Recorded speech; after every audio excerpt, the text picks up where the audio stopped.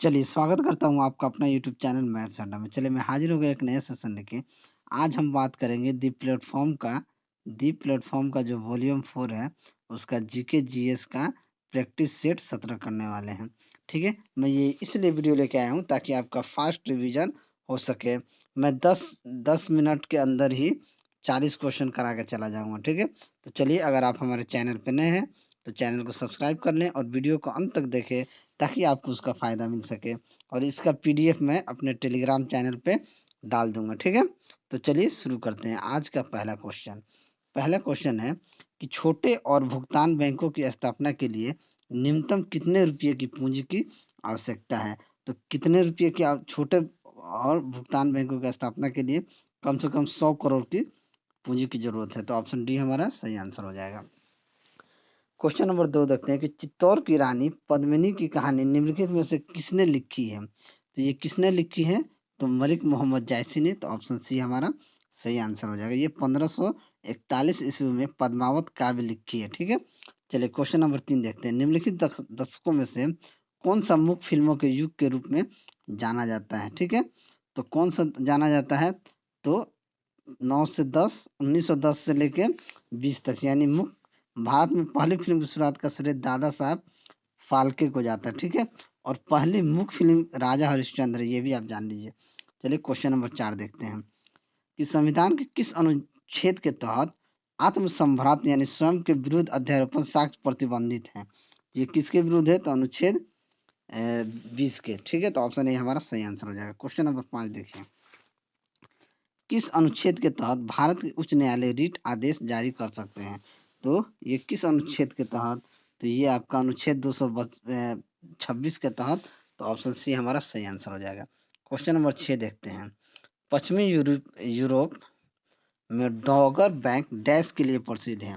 ये किसके लिए प्रसिद्ध है? तो हमारा आंसर हो जाएगा डॉगर बैंक जो है मछली पकड़ने के लिए क्षेत्र में प्रसिद्ध है। क्वेश्चन नंबर 7 देखते हैं। मौलिक अधिकारों का उद्देश्य किस प्रकार का लोकतंत्र स्थापित करता है? तो ये राजनीतिक लोकतंत्र को स्थापित करता है। तो ऑप्शन ए हमारा सही आंसर हो जाएगा। ठीक है? चलिए, क्वेश्चन नंबर 8 देखते हैं कि खेलों में हेप्टाथलॉन में कितनी प्रतिस्पर्धाएं होती हैं? तो कितनी स्पर्धाएं होती हैं? तो ये आपका होती हैं 7। तो ऑप्शन सी हमारा सही आंसर हो जाएगा। ठीक है? क्वेश्चन नंबर 9 देखते हैं कि किताबुल हिंद नामक पुस्तक किसके द्वारा लिखी गई? ठीक है? तो किताबुल हिंद नामक पुस्तक जो है अल बरूनी के द्वारा लिखी गई है। तो ऑप्शन बी हमारा सही आंसर हो जाएगा। इस टाइप के प्रश्न पूछे जा रहे हैं एनटीपीसी में। क्वेश्चन नंबर 10, अफ्रीका की कौन सी नदी मकर मकर को 2 बार काटती है? तो 2 बार कौन काटती है? तो लिम्पोपो काटती है। तो ऑप्शन बी हमारा सही आंसर हो जाएगा। ठीक है? चलिए, क्वेश्चन नंबर 11 देखते हैं कि भाखड़ा नांगल बांध किस नदी पर बनाया गया है? तो भाखड़ा नांगल बांध जो है वो हमें बनाया गया किस पर? तो जैम्बेजी पे। तो ऑप्शन डी हमारा सही आंसर हो जाएगा। ठीक है? सॉरी, भाखड़ा नागल बांध किस नदी पे बनाया गया है? तो ये सतलुज नदी पे बनाया गया है। तो ऑप्शन डी हमारा सही आंसर हो जाएगा। ठीक है? क्वेश्चन नंबर 12 देखते हैं। राज्य के नीति निर्देशकों सिद्धांत के लक्ष्य क्या हैं? तो ये क्या लक्ष्य हैं? केवल सामाजिक और राजनीतिक, केवल आर्थिक और राजनीतिक, या सामाजिक, राजनीतिक, आर्थिक? तो ये उपरोक्त सभी जो है राज्य के नीति निर्देशकों के सिद्धांत हैं। क्वेश्चन नंबर 13 देखते हैं। जन संपत्ति के संरक्षण के रूप में किसे जाना जाता है? तो जन संपत्ति के संरक्षण के रूप में नियंत्रक और महालेखा परीक्षक को जाना जाता है। तो ऑप्शन सी हमारा सही आंसर हो जाएगा। ठीक है? चलिए, इसको ऊपर कर ले। चलिए, क्वेश्चन नंबर 14 देखते हैं कि मिस यूनिवर्स 2019 की विजेता कौन है? तो मिस यूनिवर्स 2019 की विजेता है जोजीबिनी टुंजी। ठीक है? चलिए, क्वेश्चन नंबर 15 देखते हैं कि 1952 में ओलंपिक खेलों में स्वतंत्र भारत ने अपना पहली व्यक्तिगत पदक जीता था। ठीक है? तो पहले पदक कौन जीता था? तो ये हेलसिंकी जो था वो जीता था। ऑप्शन डी हमारा सही आंसर हो जाएगा। क्वेश्चन नंबर 16 देखिए। सभी के लिए पर्यावरण एवं सामाजिक न्याय यह थीम किस दिवस का है जो 2020 में मनाया गया है? तो ये आपका गरीबी उन्मूलन दिवस का है। तो ऑप्शन बी हमारा सही आंसर हो जाएगा। क्वेश्चन नंबर 17 देखिए। उपभोक्ता संरक्षण अधिनियम 2019 के तहत 20 जुलाई 2020 का निम्न में से किस निकाय का गठन किया गया है? तो गठन किया गया है केंद्रीय उपभोक्ता संरक्षण प्राधिकरण का। ठीक है, क्वेश्चन नंबर 18 देखते हैं कि केंद्रीय मंत्रिमंडल द्वारा हाल ही में किस स्थान पर देश का नया बंदरगाह बनाने को मंजूरी दी गई है? तो ये बधावन है महाराष्ट्र में। तो ऑप्शन सी हमारा सही आंसर हो जाएगा। चलिए अगला क्वेश्चन देखते हैं 19 नंबर।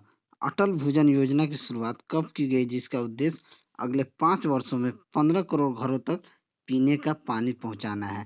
तो ये योजना कब शुरू की गई है? तो ये दिसंबर 2019 में शुरू की गई है। तो ऑप्शन बी हमारा सही आंसर हो जाएगा। क्वेश्चन नंबर 20 देखते हैं। अंतर्राष्ट्रीय ग्रामीण महिला दिवस के अवसर पर नाबार्ड ने अक्टूबर 2020 में किस परियोजना का आरंभ किया है? तो ये माई पैड माई राइट का परियोजना का आरंभ किया गया। तो ऑप्शन ए हमारा सही आंसर हो जाएगा। क्वेश्चन नंबर 21 देखते हैं कि सुनिधि प्रोजेक्ट को किस मंत्रालय के द्वारा महात्मा गांधी के जन्म दिवस 2/10/2020 से प्रारंभ किया गया है? तो ये प्रारंभ किया गया है, देखिए थोड़ा सा इसको ऊपर लेते हैं, ऑप्शन दिख जाए। ठीक है, ये किसको प्रारंभ किया गया है? तो ये स्वयं सहायता समूह नेटवर्क परियोजना को किया गया है। नहीं, ये 21 है। सुनिधि प्रोजेक्ट को किस मंत्रालय के द्वारा महात्मा गांधी के जन्म दिवस 2/10/2020 से प्रारंभ किया गया है? तो ये कोयला खान मंत्रालय को किया गया है। तो ऑप्शन सी हमारा सही आंसर हो जाएगा। क्वेश्चन नंबर 22 देखते हैं कि हाल ही में चर्चा में रहे वागिर क्या है जिसे नवंबर 2020 में लॉन्च किया गया है? तो ये क्या है? तो ये परमाणु पनडुब्बी है। तो ऑप्शन डी हमारा सही आंसर हो जाएगा। चलिए क्वेश्चन नंबर हम 23 देखते हैं। यूएनओ की रिपोर्ट के आधार पर किस देश से 9 मिलियन लोगों के विस्थापन का खतरा है? तो किस देश से है? तो ये इथियोपिया से है। तो ऑप्शन सी हमारा सही आंसर हो जाएगा। क्वेश्चन नंबर 24 देखते हैं। यूएसए के चुनाव में जो बाइडेन को कितना इलेक्टोरल वोट प्राप्त हुए हैं? तो जो बाइडेन को कितना इलेक्टोरल वोट प्राप्त हुए हैं? तो ये 290। तो ऑप्शन ए हमारा सही आंसर हो जाएगा। क्वेश्चन नंबर 25 देखते हैं। कोरोना के कारण संयुक्त अरब अमीरात में होने वाले किस सम्मेलन को अक्टूबर 2020 में स्थगित कर दिया गया था? तो ये इंटरपोल की सालाना महासभा था। तो इसी को ये कर दिया गया था। तो ऑप्शन डी हमारा सही आंसर हो जाएगा। ठीक है, चलिए अगला क्वेश्चन देखते हैं। Question number 56। एक तत्व का विन्यास 281 है, इसे डैश में शामिल किया जाता है? तो देखिए जिसका इलेक्ट्रॉनिक विन्यास 281 होता है उसे किस इसमें शामिल किया जाता है? तो देखिए ये तृतीय आवर्त के समूह होते हैं जिसका इलेक्ट्रॉनिक विन्यास 281 होता है। तो ऑप्शन ए हमारा सही आंसर हो जाएगा। क्वेश्चन नंबर 57 देखते हैं कि कह रहा है कि कैरोलस लिनियस को किसका जनक कहा जाता है? तो कैरोलस लिनियस को वर्गीकरण विज्ञान का जनक कहा जाता है। तो ऑप्शन बी हमारा सही आंसर हो जाएगा। क्वेश्चन नंबर 58 देखते हैं। इलेक्ट्रॉनों की वह अधिकतम संख्या जो 72 कक्षा में रह सकते हैं निम्न में से कौन है? तो 72 कक्षा में क्या रह सकते हैं? दो। तो हमारा आंसर क्या हो जाएगा? 8। तो ऑप्शन डी हमारा सही आंसर हो जाएगा। क्वेश्चन नंबर 59 देखते हैं। ठीक है, 59 में कह रहा है 60 किलो द्रव्यमान के एक पिंड के मंगल ग्रह पर 222 न्यूटन है। तो मंगल पर गुरुत्वीय त्वरण मीटर प्रति सेकंड स्क्वायर में क्या हो जाएगा? देखिए डब्ल्यू बराबर क्या होता है? डब्ल्यू बराबर होता है एम जी। तो जी बराबर क्या हो जाएगा? डब्ल्यू बट्टा एम। तो हमारे पास डब्ल्यू दिया है 222, एम हमारे पास कितना दिया है? 60 किलो। तो 222 को 60 से भाग करेंगे तो तो हमारा 3 पॉइंट कुछ आएगा। 3 पॉइंट एक ही ऑप्शन में है। तो ऑप्शन बी हमारा सही आंसर हो जाएगा। ठीक है, चलिए क्वेश्चन नंबर 60 देखते हैं। इस सभागार में अवांछनीय अत्यधिक प्रतिध्वनि को रोकने के लिए छत और दीवारों को किस सामग्री से ढका जाता है? तो इसे ध्वनि शोषक से ढका जाता है। तो ऑप्शन सी हमारा सही आंसर हो जाएगा। ठीक है, चलिए अगला क्वेश्चन देखते हैं। Question number 61। एक ध्वनि तरंग की आवृत्ति 200 हर्ट्ज है और उसकी तरंग दैर्घ्य 2 मीटर है। तो ध्वनि की चाल क्या होगी? देखिए ध्वनि की चाल हम कैसे लगाने? ध्वनि की चाल क्या होती है? N lambda. ठीक है, ध्वनि की चाल क्या हो जाती है? एन लेमडा होती है। तो हमारे पास क्या दिया हुआ है?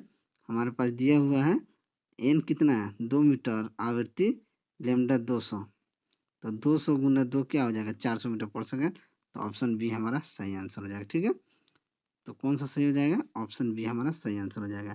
क्वेश्चन नंबर 62 देखते हैं कि विद्युत धारा एक सतत और बंद मार्ग सतत और बंद मार्ग क्या कहलाता है? तो ये क्या कहलाता है? विद्युत परिपथ कहलाता है। तो ऑप्शन ए हमारा सही आंसर हो जाएगा। क्वेश्चन नंबर 63 देखते हैं कि डैश पेशियों को हड्डी से जोड़ा जाता है। तो कंडरा की पेशियों को हड्डी से जोड़ा जाता है। तो ऑप्शन बी हमारा सही आंसर हो जाएगा। क्वेश्चन नंबर 64 देखते हैं कि क्या सतहों पर पॉलिश करने या स्नेह की बहुत सी मात्रा का उपयोग करने करके घर्षण को पूरी तरह से समाप्त किया जा सकता है? देखिए, घर्षण को पूरी तरह समाप्त नहीं किया जा, क्योंकि कुछ अनियमितता बनी रहेंगी। तो ऑप्शन ए हमारा सही आंसर हो जाएगा। क्वेश्चन नंबर 65 देखते हैं कि क्या होता है जब एक परखनली में एक अम्लीय विलयन का एक और क्षारीय विलयन को मिलाया जाता है? तो ये क्या होता है? ये विलयन का तापमान समान रहता है, तापमान बढ़ जाता है। तो ये क्या होता है? देखिए, विलयन का तापमान बढ़ जाता है और लवण का निर्माण होता है। तो ऑप्शन एक और ये 4 लवण का निर्माण होता है, सही है। विलयन का तापमान बढ़ जाता है और लवण का निर्माण होता है। तो ऑप्शन सी हमारा सही आंसर हो जाएगा। ठीक है। क्वेश्चन नंबर 66 देखते हैं, जानवरों को किस फाइलम संघ को फ्लैट वर्म चैप्टर कृमि में कहा जाता है? तो ये हमारा प्लेही हेल्मिन्थिस जो है, इसको कहा जाता है। तो ऑप्शन डी हमारा सही आंसर हो जाएगा। क्वेश्चन नंबर 67 देखते हैं, किसी वाष्पशील घटक को उसके गैर वाष्पशील विलय से पृथक करने के लिए निम्नलिखित में से किस विधि का उपयोग किया जाता है? तो ये वाष्पीकरण का उपयोग किया जाता है। तो ऑप्शन सी हमारा सही आंसर हो जाएगा। ठीक है। चलिए इसको ऊपर ले लेते हैं थोड़ा। चलिए अगला क्वेश्चन देखते हैं। ये हमारा 68 है, ग्रेना निम्नलिखित किसका घटक है? तो ग्रेना जो है हरित लवण का घटक है। तो ऑप्शन ए हमारा सही आंसर हो जाएगा। क्वेश्चन नंबर 69 देखते हैं, एथेनॉल को 443 के पर सांद्र H2O के साथ गर्म करने पर क्या प्राप्त होगा? तो जब इसे गर्म किया जाएगा तो एथेनॉल किस में परिवर्तन हो जाएगा? ये एथीन हो जाएगा। तो ऑप्शन ए हमारा सही आंसर हो जाएगा। क्वेश्चन नंबर 70 और अंतिम क्वेश्चन देखते हैं कि सिरके के मुख्यतः निम्नलिखित में से कौन सा अम्ल मौजूद होता है? तो सिरके में क्या मौजूद होता है? तो सिरके में एसिटिक एसिड मौजूद होता है। तो ऑप्शन डी हमारा सही आंसर हो जाएगा। ठीक है। चलिए, अगर हमारा वीडियो आपको अच्छा लगा होगा तो वीडियो को लाइक कीजिए, दोस्तों में शेयर कीजिए। अगर कुछ सजेशन है तो कमेंट बॉक्स में ज़रूर दें। तो चलिए मिलते हैं अगले वीडियो में, तब तक के लिए जय हिंद, जय भारत।